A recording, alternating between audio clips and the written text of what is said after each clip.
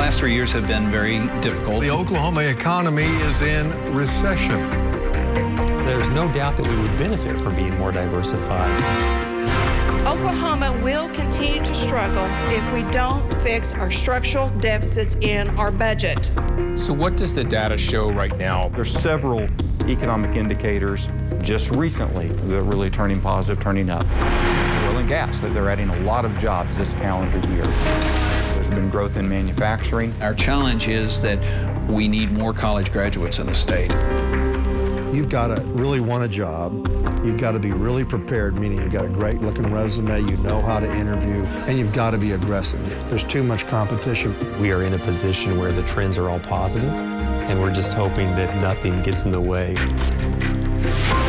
Oklahoma at Work, presented by MidFirst Bank. True to your money. Layoffs and rising unemployment, stagnant salaries and shrinking budgets, uncertainty for families. These are the conditions that the last couple of years have characterized the economy here in Oklahoma. Good evening, I'm Kelly Ogle. And I'm Amanda Taylor. Tonight we examine the health of the state economy and labor market. It's an in-depth look into Oklahoma at work. Why did we lose so many jobs, and are there any signs of a turnaround? What's happening in the all-important oil and gas sector? And what impact, if any, are President Trump's policies having on energy and on small business? We also want to give you the tools to stand out and grab that next big job opportunity and help anyone, especially veterans who are out of work. Oklahomans are a proud group, hard workers living in a state that in so many ways is on the rise, although recently we hit a bump in the road. Alex Cameron begins our coverage. As the nation climbed slowly out of the Great Recession, Oklahoma climbed too, powered in part by crude oil prices that surpassed $100 a barrel in 2012. But when prices plummeted in the fall of 2014, the state's economy went too. We had a modest recession, a mild to modest recession here in Oklahoma. Lynn Gray is the chief economist at the Oklahoma Employment Security Commission. When you look at the job declines in those 2 years, in 2015, 2016, certainly it was in oil and gas where you lost a little over a third of the jobs there. That's more than 22,000 jobs that dried up. About 16,000 manufacturing jobs, many of them tied to oil and gas, also went away. And in July 2016, Oklahoma's unemployment rate hit 5%, exceeding the national jobless rate for the first time in 26 years. The downturn hit the capital hard, with successive revenue shortfalls of $600 million, $1.3 billion, and $900 million. Lawmakers have not only cut most agencies to the bone, they've been unable to fund education at the level that economic development professionals feel is needed to grow the state's workforce. Yes, it does impact the ability to train workers, to be able to have the kind of educated workforce that we need. State Chamber President Fred Morgan says this is a major concern. Their members say they have jobs, but not enough skilled people to fill them. For the sake of the state's long-term economic success, Morgan says this has to be addressed, and the chamber is trying. To make sure that people, when they leave high school, or they're either ready for college, they're ready for some kind of profession, and that they have the soft skills needed by the business community. One factor that contributes to the lack of skilled workers in Oklahoma is the relatively low percentage of people who live in urban areas. Nationally, about 80% of people live in metropolitan areas. Here in Oklahoma, it's about 66%, two-thirds. A big reason for that, Oklahoma's legacy industries, agriculture and energy, and also thriving Native American operations run counter to the urbanization trend. Oklahoma City University economics professor Russell Evans says that presents a real challenge for the state. Do you fight back against those natural forces that are pushing urbanization, or do you embrace that and encourage urbanization? For now, urbanization continues, especially along the I-35 corridor. Economists say Oklahoma benefits from being just up the road from Dallas and from a general movement of economic activity from the northeast U.S. to the southwest. The recent information is positive. We are seeing some good news in a lot of ways. Recent economic indicators are better. Unemployment dropped to 4.3% this spring, back below the national rate, and oil and gas is adding jobs, up 13% so far this year. I'm quite bullish on the state's economic future. I'm optimistic that if we can just avoid any bad headlines, that this next year will be better. And over the next decade, the state is projecting overall job growth of nearly 9%. Alex Cameron, News 9. Go to the News 9 app to see the details of the latest 10-year jobs forecast, which industries are expected to grow and which are expected to shrink. Jobs have arguably been the #1 topic in the Trump administration, especially jobs in the oil and gas industry. Executive orders have cleared the way for the completion of 2 major pipelines in other states. But what impact has President Trump had on the industry in Oklahoma? Our Justin Doherty looks to answer that question. A complete American energy independence. From his words as a nominee to his actions as president, Donald Trump has been clear on his intentions for the oil and gas industry. I think you had a sense of relief that you had a federal government that's not going to fight you anymore. As a top lobbyist, Chad Warmington's job is to make sure his clients like Devon and Chesapeake Energy have a seat at the table when it comes to public policy.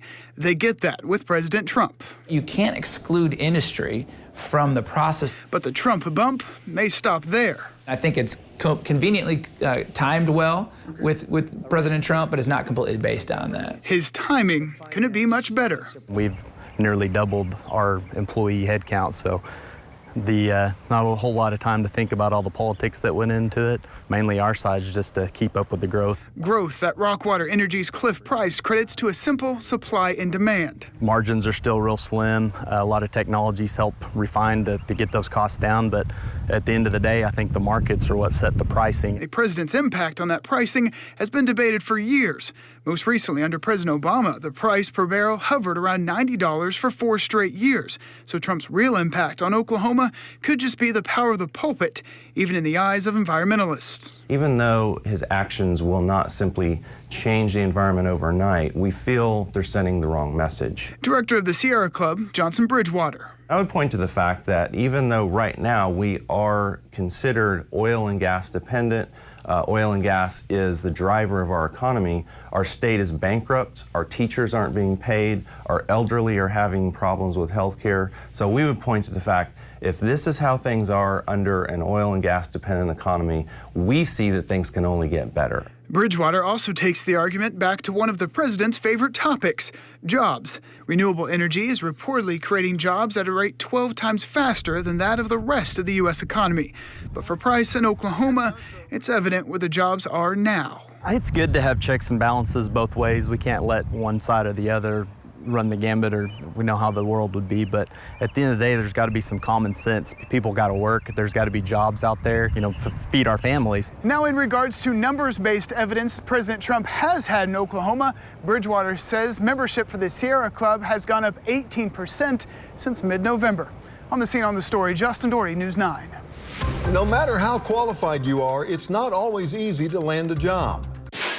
She told me, point blank, you have great experience, great education, but you've never worked at a bank before, so we can't hire you to work at a bank. Still ahead, we sit down with an Oklahoman struggling to make ends meet for his family after he got laid off. And up next, the top 3 things new businesses want before they set up shop in the Sooner State. This segment of Oklahoma at Work is brought to you by Career Tech, powering Oklahoma's economy.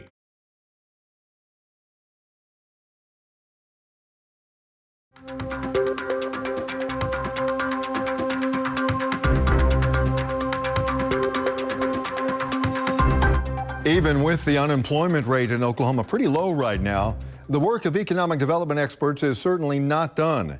Alex Cameron shows us making the state an attractive place to do business is serious business. Government in and of itself does not create jobs, but it should provide the right environment to grow the economy. At the state capitol, there are notions as to what makes the right environment to grow jobs. Low taxes, less regulation. 6, 5, 4. But away from the capitol, where actual job decisions are made, the priorities are slightly different. Traditionally, it's been sort of either one of 3 things. Oklahoma City Chamber President Roy Williams says companies typically want access to a market, materials, or talent. The 3 used to be equal, but he says talent is now tops. Because no matter if you're close to your market or if you're close to your supply or if you don't have good people working for you, you don't have the talent, you're not going to be successful anyway. Some employee talent is homegrown, but many companies need to recruit talent. And unlike in days past, people won't move just for a job. The location has to be desirable. Williams says right now, Oklahoma City is. We're one of the hot metros in the U.S. in attracting millennials. But perhaps no place is hotter right now than Salt Lake City and the state of Utah. So we've had 3 really big wins this year that we're very proud of. In a recent Skype interview, Salt Lake Economic Development Director Laura Fritz said construction of 2 major distribution centers and expansion of a biomedical company helped make Utah Forbes' most business-friendly state and Salt Lake #2 in a ranking of metro job creation. You know, we talk a lot in Salt Lake City about our Team Utah approach. We're very proud of our relationship with our state. Fritz says that collaborative relationship has been key in providing the thing she says is most critical in creating an environment for job creation: predictability. Time is money when it comes to corporate relocation. And so anything a city can do to make that process more efficient absolutely will win the day. Another winning move, Fritz says, was made at the suggestion of business leaders, hiring a specialist to connect companies with community colleges and their students. Helping to figure out a way to continue to make sure that we have a pipeline of talent for these companies to be able to continue to grow. That's also a priority in Oklahoma, but experts here say state leaders aren't helping by failing to adequately fund education. And that's going to come back to bite us. There's no doubt about it. Williams says lawmakers need to understand not only funding decisions, but controversial public policy can be the one thing that takes a state or city out of contention. When you're in the hunt for a project and they're trying to figure out how to eliminate 4 of the 5, so I end up with 1, they start looking for stuff to eliminate you with. That's how the process works. Oklahoma's low cost of living helps offset negatives, as do incentives, tax breaks. But Williams says incentives don't guarantee you anything and won't get you anything other than get you eliminated if you don't have them. Alex Cameron, News 9. The state does offer incentives for businesses wanting to make their mark in the Sooner State, but some argue that program costs more than it's worth.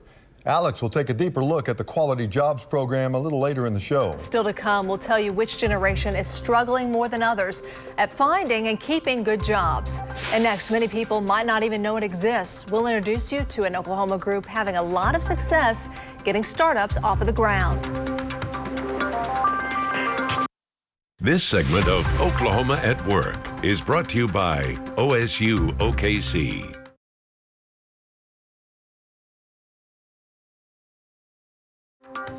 Have a brilliant idea and want to get your new product or service on the market? Stan Miller introduces us to I2E, a nonprofit ready to help set you on your path to entrepreneurship. We help grow new companies in Oklahoma. It's a simple business plan Scott Meacham came up with almost 20 years ago. I talk about where we help people is basically all the way from startup to bankable. He started I2E to offer advice and funding through investment partners to hopeful entrepreneurs. But first, it starts with an idea. Rather than creating a joint bank account, you can create one of these cards and easily split expenses. Through the Venture Assessment Program, these entrepreneurs will spend the next 3 weeks testing their innovations, whether it's a service or a product, to see if it fits into the market. What really matters to me is, will someone pay for it? Okay, so that's what we're here to figure out in VAP. One of the most difficult things that people have to get past is, in their mind, they built a better mousetrap. The real question is, will the market really see that as such, and will they pay them for that? I2E has helped turn hundreds of visions into successful ventures. We want to make date night simple for couples. Like DateBox. Every month we plan something different for you. So this here is a sushi making course, so it's a roll your own sushi experience. Brett Kolomajek used the nonprofit to help tap into a new market with his Date in a Box concept. It can range all across the board. We've done like make your own sushi nights, we've done painting, canvas painting and cake pops, we've done indoor campouts, and so their date will actually be created based upon who they are as a couple. Originally from Seattle, Brett and his wife Devin moved their headquarters to Oklahoma City. I2E helped provide $2.6 million in growth capital for them to expand their business. And the startup community here is really, it's growing, it's in its infancy, and so we're excited to be part of that. I2E manages more than $50 billion to invest in Oklahoma companies. Many of those companies are based right here in this research complex in Oklahoma City. Everything from medical breakthroughs to tech startups. I had a friend that was wanting to purchase a high-end projector on eBay, but thought that the seller was misrepresenting it. And he said, I wish I had someone to go look at that for me. So Robin Smith created We Go Look, a company that allows you to hire on demand a person to go look at something before you buy it. Here's just the list of all the data points we have to do. So here it says front full view, and then measure the height from ground to the top of the front bumper. It took about a year, and I launched with about 4,500 lookers. Headquartered in downtown Oklahoma City, she enlisted help from I2E. Our initial advice to them was think bigger. This is our document retrieval team. She secured just over $4 million and now has a network of 30,000 lookers across the country. I was just wanting to confirm that a package had been delivered there for We Go Look. There is a small, thriving technology community, and I think a lot of people kind of overlook that, but they're starting to surface, and that just provides more opportunity for other companies like mine. Stan Miller, News 9. Using some state-appropriated funds, I2E provides half the funding a company needs to start up or expand, and then finds private investors to match it. A group in Tulsa is using a supercomputer to help entrepreneurs flourish. Megan Farley shows us the Oklahoma Innovation Institute is driving economic development one startup at a time. Aaron Gaddy is less than 1 year into starting his own construction management company, Claymore Group. Already, he has been hired to help with the multi-million-dollar build-out of Tulsa's Titan Sports and Performance Center. It's kind of a surreal feeling. It really is. Aaron has construction experience, but in order to launch his own company, he turned to a business incubator called Beta Blocks. It's just one of the programs under the umbrella of the Oklahoma Innovation Institute in Tulsa. It has helped me to better understand the business strategy. Helps me better understand growth, and has really mentally taken me to a completely different level. Something I hadn't dreamed I would be doing in my first year. That's what's exciting about Beta Blocks. Chase Curtis, executive director of OII, says the goal of the Institute is to help people better understand their business and help get through many of the hurdles that startups face. There's lots of investors who are interested in funding companies. I meet with them every week of, hey, do you have companies that we can invest in? We're interested, but you can't invest in that early stage of an idea that doesn't have some validation to it. Another tool used by the Institute is housed deep within the walls of Tulsa City Hall, one of only a few supercomputers in the country available to private sector companies. And the Tandy supercomputer can run hundreds of jobs at any given time. It allows businesses in Tulsa or businesses across the state to simulate the products that they're working on if they're perhaps too big or too small to interact with. Plus, it's a lot cheaper than working from a lab. We have a mission to really try to help small and mid-sized companies in Oklahoma get the kinds of advantages that big companies have been enjoying for years with advanced computing. And start building Oklahoma's workforce, one startup at a time. Megan Farley, News 9. Keeping talented workers in Oklahoma is a big challenge. So a decade ago, the Oklahoma City Chamber started Intern OKC. Now, 60% of the students in that program take jobs in Oklahoma after graduation. News 9's Lacey Lowry finds out how the program entices them to stay. In communications, they always tell you some of the best agencies are in New York or they're in Chicago. Choctaw native Madison Bryan soon found out she didn't have to leave home for a better job opportunity. It was really eye-opening to see what was already in Oklahoma. Through Intern OKC, she made the connections that eventually landed her a job at Saxum, a marketing agency in Oklahoma City. We do really great work here, too. We don't have to go to some big city to make a difference. Each summer, hundreds of interns gather downtown to begin the leadership program. This year, it starts with a big kickoff celebration here inside the Chevy Bricktown Event Center. First name, please. Aaron. Aaron, I've got you checked in. You're going to be at table 38 today. Whether it's college students or millennials, they can go anywhere they want. So for a company to find somebody that's going to fit their culture, do the work that they need to do, they need to create that relationship even earlier than they may have in the past. Companies like Boeing are doing that by offering hands-on internships. Our goal is definitely to prepare interns for a great snapshot of what it's actually like to work full-time here. My first summer I did a lot with B-52 corrosion. Kayla Wittes is an aerospace engineering grad and interned 2 summers with Boeing. You can really get to like familiarize yourself with what you're doing. You're not just staring at drawings, and you can actually get to go see the actual components and how they work. The aerospace company also sent her through the Chamber's 5-week summer program to sell her on the idea of staying in OKC. And one of the things that I want to do with my life is design some really cool airplanes. Throughout the summer, we're having the multiple intern OKC sessions where they can network with other Oklahoma City interns. Hi everybody, I'm Pema Sherpa. I'm interning with Loves. Learn about different activities to participate in the community. It's one of a string of national accolades for this ambitious metropolis. And get some of the professional development activities that we don't necessarily provide here. Chris Corbaz says he was quickly sold on the idea of living and working in Oklahoma City after going through the program. I love all the districts, Paseo, Plaza District, Bricktown. It's a big city, but it's got that small town feel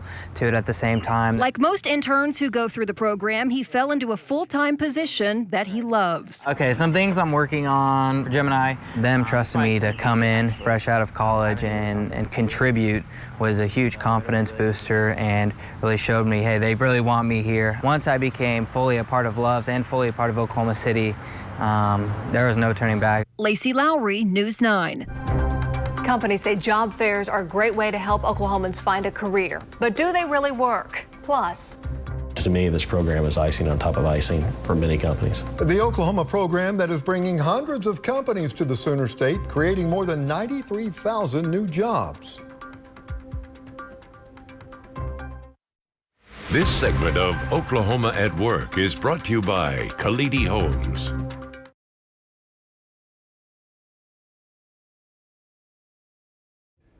Offering incentives is a big part of any state's economic development strategy. in Oklahoma, the incentive often credited for doing the most to create new jobs is the Quality Jobs Program. But there is also debate as to whether the program's true value outweighs the cost.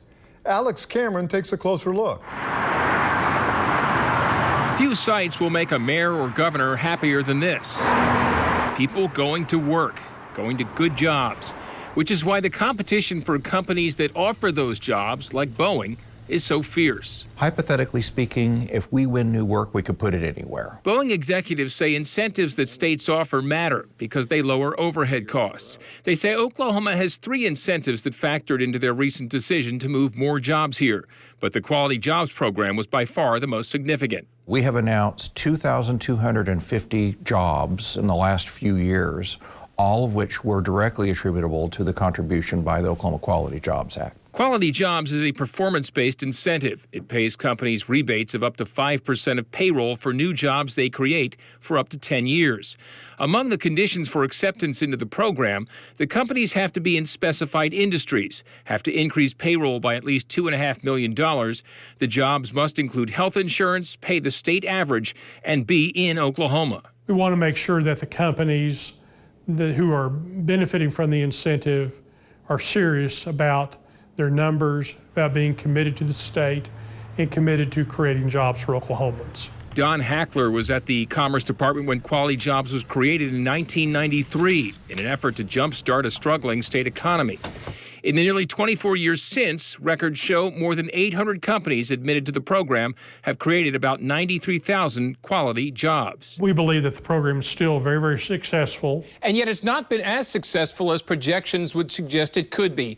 93,000 jobs is a lot, but it's barely a third of the 272,000 jobs those companies claimed they would create, and just 1 in every 10 enrolled companies has hit its projection. Combine that with the program's cost, $1.2 billion to date, and some lawmakers feel more oversight is needed, that some companies are taking unfair advantage of it. To me, this program is icing on top of icing for many companies. At UCO's business school, Dean Mickey Hepner has studied the program.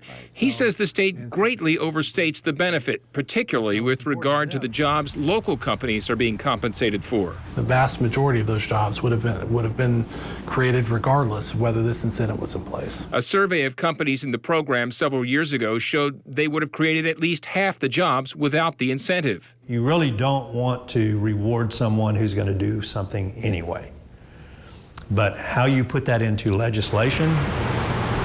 Politically, experts say you couldn't offer the quality jobs incentive to out-of-state firms and not those in-state, even though they admit the program's best value is in helping Oklahoma compete for those quality out-of-state jobs. Dell would not be here. GE would not be here.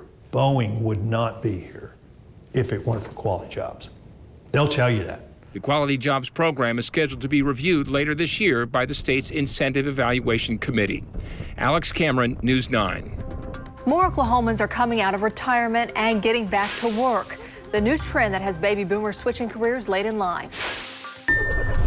And an Oklahoma husband and father starts over after energy layoffs force him into unemployment. This segment of Oklahoma at Work is brought to you by Terex.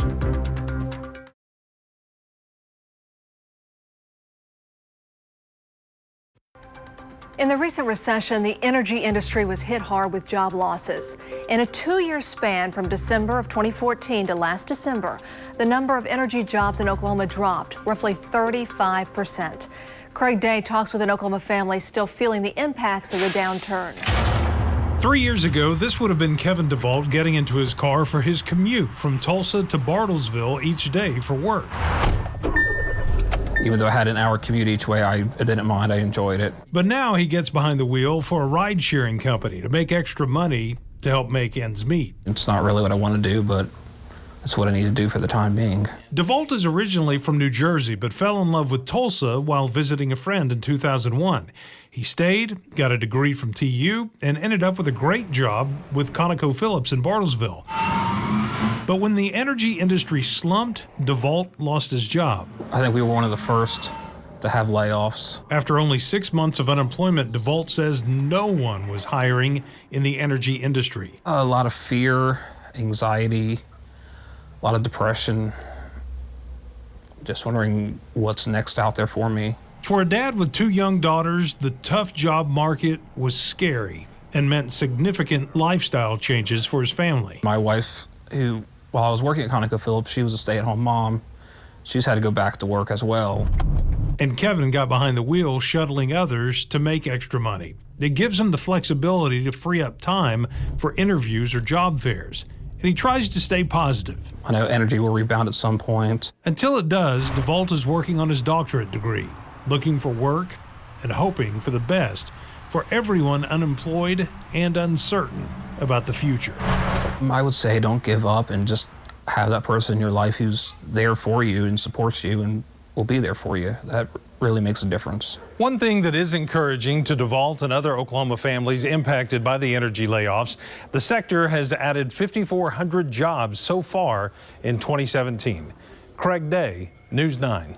So what should you do if you lose your job? How do you cope with job loss, support your family? Our Lisa Monahan talks to some experts about getting back out there. Most people don't expect to lose their job, and when it happens, several emotions can play out, such as shock, confusion, denial, and anger. And experts say the worst thing you can do is nothing. We talked to a licensed counselor, and he says it's best to keep an established routine. Stay active, volunteer, or freelance while looking for that new job. Take care of yourself. Eat healthy, get some exercise and sleep. Reflect back on the job. What are some things you did and didn't like about it? And have a support system, family and friends, or even a professional counselor. But a lot of times we just want to be heard. We just want to be understood that we're in a rough place. We're going to get out of it, but we're going to be okay. Most people are not only unprepared for a job loss emotionally, but also financially. And financial analysts say most people do not have an emergency fund. So once you're faced with no longer earning a paycheck, you should cut out all unnecessary expenses. Determine your benefits. Are you eligible for unemployment? Sell some stuff. Look for assets you can liquidate quickly. And explore the gig economy. Is there a short-term job you could do to fill the gap? And contact your creditors in stages. Ask for a hardship program if you need it. Ask to defer a payment if you need it. But I don't think you want to immediately write all of your creditors and let them know that you've lost your job, because it might just be a week or two when you find another one. Finally, don't stay idle. Get back out there. Recruiters say the key to landing that next job is networking. Also, ask yourself these 3 questions when looking at a new opportunity. Is this a job I really want? Will I get as much as I give from the company? And is this a place I could retire? If the answer is yes to all three, then you'll come out ahead. It may mean making a lateral or even less than lateral transition to get into a job stream you really want to be in. But to get there, you have to be aggressive in your job search. Keep your resume always up to date and polish up on your interview skills. Lisa Monahan, News 9. Whether you're unemployed, just out of college, or wanting to change careers, it's hard to know where to start. Job fairs offer one way, putting you face-to-face with hiring employers, but do they really work? We followed 3 job seekers at one of the largest job fairs in the state to find out. Good morning. We're hiring for a customer care coordinator. List of some of the employers who are here today. Here you go. Thank you. How are you guys? Good. How are you? Good. It's the largest job fair in the state of Oklahoma. We have scheduled 111 employers that are attending. What we're looking for is people with good customer service skills. One of the things that we require is that they have official job openings. We're looking for 400 people. What time were you looking at for an interview on Tuesday?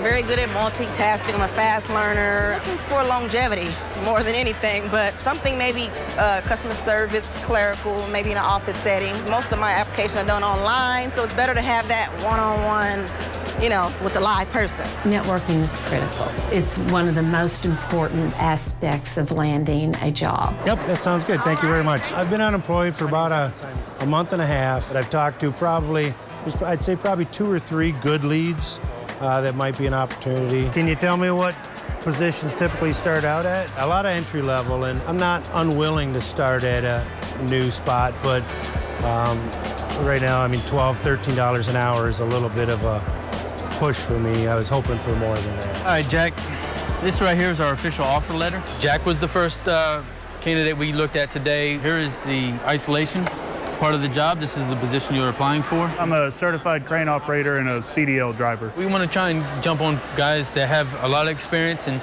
our background, and we want to keep them and retain them. That feels great. It's a company that I've worked alongside a lot, and I wanted to work with them now. Thank you. All right. Yes, sir. Thank you, Jack. Thank you. Most of the time when we come, we normally walk out with 1 or 2 good candidates. You got my information. Hopefully I'll be hearing from you guys soon. I feel hopeful. Thank you, ladies. Feel pretty good about today.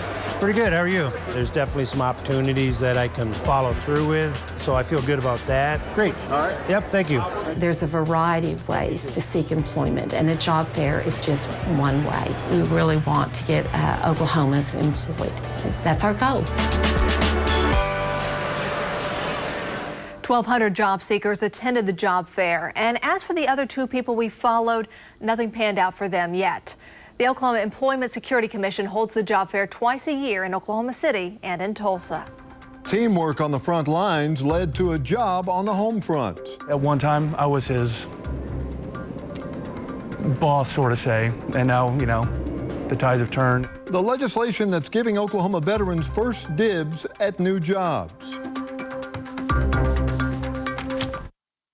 This segment of Oklahoma at Work is brought to you by Mammoth Energy Services.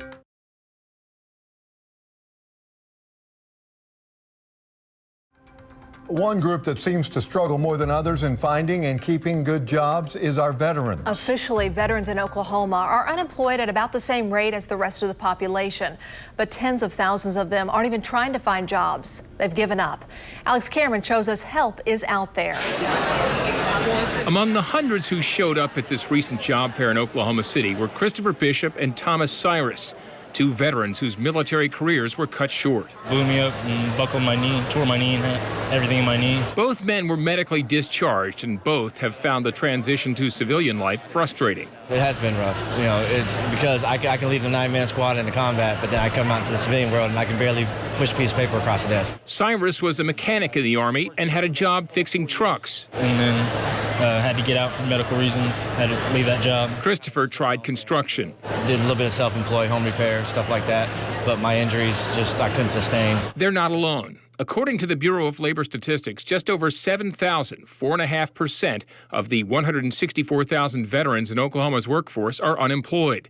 But there's another 152,000 veterans who aren't considered in the workforce, which means they're either not looking for jobs or have given up looking. I would like to see us do better because I think Military people bring some unique skills with them that maybe their civilian counterparts don't have. State Senator Frank Simpson is trying to help. 2 years ago, he sponsored legislation allowing private companies to do what state agencies were already doing, giving hiring preference to veterans. Walmart worked very closely with me on that legislation because they had had success with it in other states. And they're having success with it in Oklahoma as well.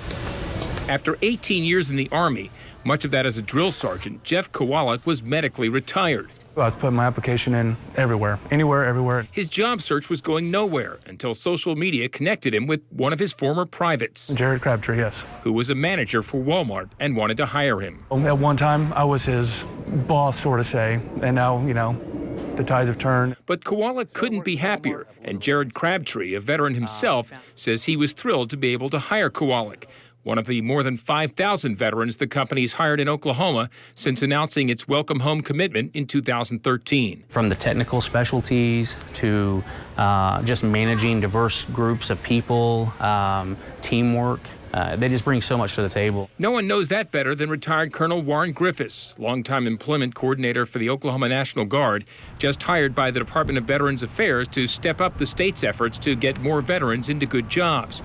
Griffiths says in many cases, it's a matter of teaching veterans how to translate military jargon. Military terms into civilian terms on resumes, interviewing, coaching, and just networking. Also connecting programs, the resources that exist in our state. Christopher Bishop and Thomas Cyrus found one of those resources, Oklahoma County's Veterans Diversion Program, for veterans who've had minor scrapes with the law. Helping us get back on our feet and show that we're not bad people. We just made some bad decisions. They both got some good leads at the job fair and say anyone who hires them will get dedicated workers with leadership skills that only the military can teach. We're going to give you not 100, but 110% every time. All right, good to see you. Thanks, All right. Warren Griffiths says it's his mission to help as many veterans as he possibly can get jobs. If you're a veteran watching this story or you know a veteran who needs help, Griffiths says call him. We've linked his contact information to this story on our website. Alex Cameron, News 9. More and more baby boomers are getting back to work. Aaron Conrad shows us they're switching careers or looking for something to do after retirement. Good boy. Sandy Hardy is in her mid-50s and recently made a big career switch. There's freedom, money-wise, there's freedom, time-wise, and energy-wise. Come on, guys. Sandy started as a hairdresser years ago, then became a full-time mom, and now is back in the workforce as a dog trainer and pet sitter. It just makes my heart sing to watch dogs all day long. And she's not the only one working at a different job. Her husband, Jeff, worked in the oil field 3 years ago. Now he drives for Uber. Corporate America has gotten kind of harsh. They're not very flexible. They don't see people's needs like they used to. Pensions used to be the reason people would work in one place for 40 years. And now pensions are, you know, you hope for a pension. Pro Recruiters owner and CEO Carrie Baker has helped many baby boomers find jobs over the years and says she's noticed people with similar concerns. So I've seen a lot of individuals that go from an executive level position to becoming an Uber driver. Because they love dealing with people, they like interacting with the public, but they don't want the stress of managing a department anymore. And they also want to be able to pick and choose the hours that they work. And it's not just the flexibility of companies. Sandy says before she started working for Rover.com, she tried other avenues. And she believes some businesses didn't want to hire someone over 50. I went back to beauty school to be an esthetician, and I filled out 20 applications at different places, never a call back. Baker says while she sees many success stories with folks over 50 going back to work, there are some things to keep in mind. So those individuals that keep their skills fresh and relevant and they keep their technical skills up to date are going to be much better off than those that just kind of let it fall by the wayside. While Sandy still doesn't know why she never got called back, she's glad to find the job meant for her. That's such a good boy. She says she hopes other people aren't discouraged by today's workplace and find the right fit for them. Nobody's going to tell us no. If you are thinking about getting back into the workforce, Carrie Baker tells me, make sure to play up the things you can do and be open to learning new things that maybe you haven't done before. Aaron Conrad, News 9. Small businesses would get a big tax cut under President Trump's tax reform plan. Still ahead, how Oklahoma companies are already cashing in. This segment of Oklahoma at Work is brought to you by Nice Personnel.